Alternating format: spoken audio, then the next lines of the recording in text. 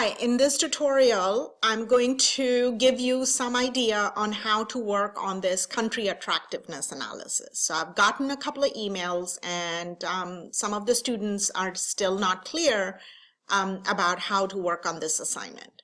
So let's start at the beginning. A country attractiveness analysis is a very simple exercise that helps you as the manager make the decision on which country out of the 7 would you like to enter for your company, correct? All right, so let's simplify this assignment even more. Let's just forget that this is a country attractiveness analysis. So let's just delete that. And let's think that you're trying to make a decision about that you're still in high school and you're trying to decide which college to enter. So we'll call it college attractiveness analysis, right? So which ones to apply and so on after your high school, right? So if you go to here, let me just move this screen a little bit more. All right. So now you can see the screenshot, right? So we're gonna, let's say in your subset there is Penn State, and then your second one is Arcadia,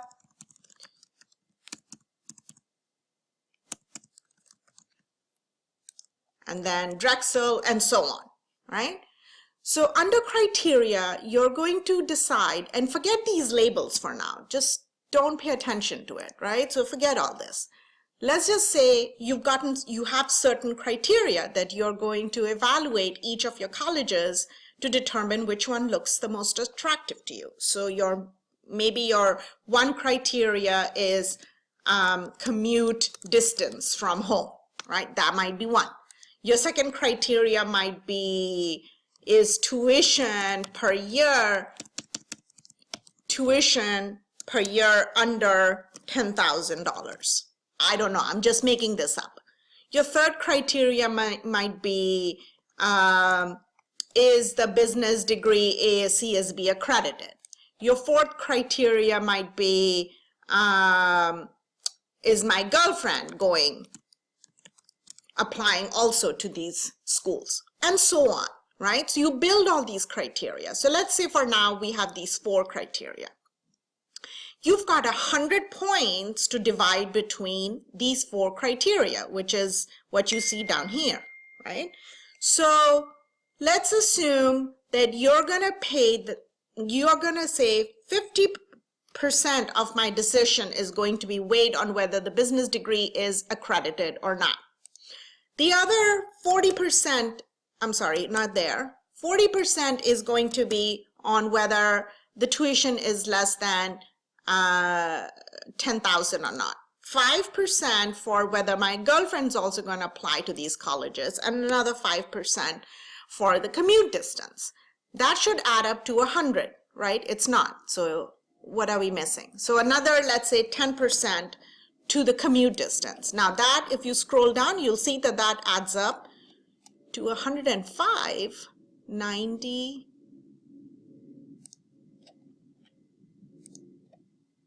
okay, so that should add up to 100. So here, I'll do it here.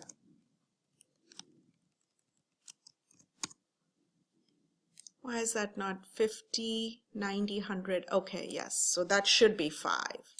All right, so that should add up to 100. All right, now next thing you're gonna do is you're gonna rate each of the colleges on each of these 4 decision criteria. So you live in Willow Grove, and so the commute distance from home to the Penn State campus is awesome. So you're going to give it a rating of 10, right? Arcadia is somewhat awesome. So you're going to give it a rating of 5. Drexel is really far. So you're going to give it a rating of 1. And so on, you will rate each one of your options on each one of the 4 criteria. So the Drexel tuition is 55,000. You're going to give it a rating of 1. Arcadia is 25,000. You're going to give it a rating of 2. Penn State's is close to 10,000, and that's awesome. So you're going to give it a rating of 10, and so on, right? Penn State's degree is not ASCSB accredited, so you're going to give it a rating of 1. Drexel's is, you're going to give it a rating of 10. And Arcadia, I'm not sure, so we'll give it a rating of 6. It's really important that your girlfriend be with you. Well, she's not applying to Penn State. She's only applying to Arcadia and Drexel, so that's important. So you're going to give it a rating of 10 and 9 here. And she's not applying to Penn State, so 2, right? So at the end, you should be able to, you should have a score that kind of gives you an idea. Skip this. It should give you an idea of which school you're most likely leaning towards. Right now, between 5.9 and 5.1, it looks like you're leaning more towards Penn State and Drexel. So you would do a similar assignment like this for the country attractiveness analysis. So now let's go and figure out, all right, now which factors am I going to take into consideration? So I'm going to go into the student manual, which I have open. You should be able to also access it on your end.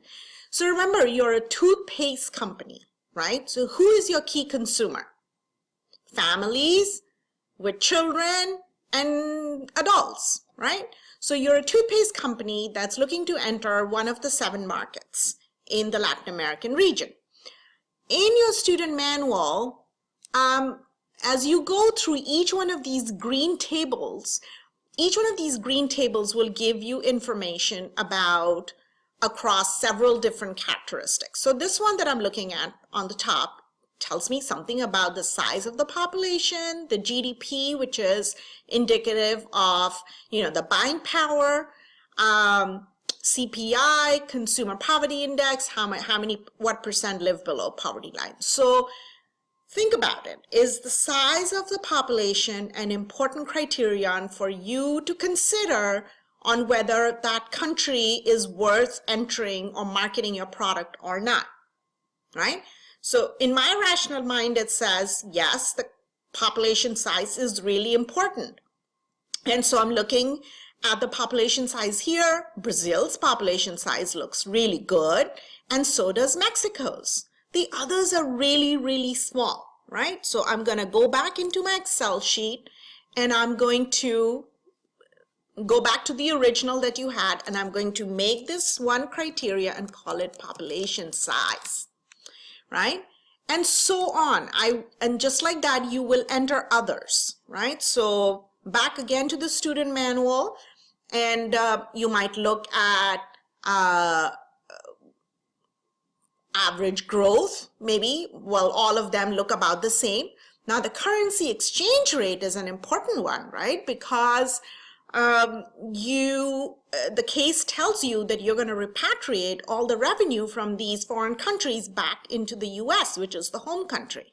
So if the local currency is very weak, you're going to lose money when you transfer or convert the local currency into US dollars. So you're looking for a currency that is somewhat comparable or somewhat stronger to the US dollar, right? So I'm looking at this list here, home dollar, and it's giving this first column here where you see my cursor moving up and down is giving you a sense of whether a certain country's currency is comparable or strong enough relative to the US currency, right? So that might be a factor for you, right? So the Brazilian currency looks really strong. The Venezuelan one looks very strong, but then you need to also think, do you know what the environment is in Venezuela? It's a very turbulent, very volatile country. Is that a country that the US company might want to enter? Then you go in and look at the other information that's being provided in the case, right? So here is manufactured toothpaste sales by country for the last 6 years.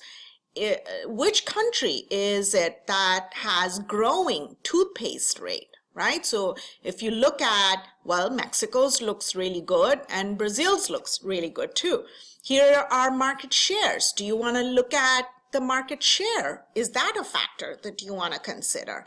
Scroll down even more down into the student manual, and you look at down here, the shipping rate, remember, because in the beginning, you're not opening a plant right away. You're going to produce in the US and ship the products to the different countries. So you want to look at the shipping rate. Is that, because that's going to have a bearing on your cost. That's going to increase cost. You want to look at tariffs. That is also a factor. That's very, very important, right? And then you want to also look at retail channels, right? So which one is, how much is being sold across by retail channel, hypermarkets, selves? So is the availability of those retail channels another consideration or not, right? So I think I've given you some idea of how to proceed with this assignment. So you would go back into your, and you would put tariff rate, that might be an important criteria. Currency exchange rate might be an important criteria. Percent urban population might be, right? The cost, what percent of the retail channel is supermarkets, might be a criteria, and so on. And so just like we did with this college example, you're going to distribute 100 points across the different criteria, and then you're going to rate each country across each one of these decision criteria. Remember, this spreadsheet that I have doesn't include the 7th country, which is Colombia. So make sure you include that as well, and copy and paste these two equations or formulas into the 2 columns for Colombia. So I think now you should have an idea of how to proceed with this attractiveness analysis. If you don't, please let me know either way through email. I hope this helps. Thank you.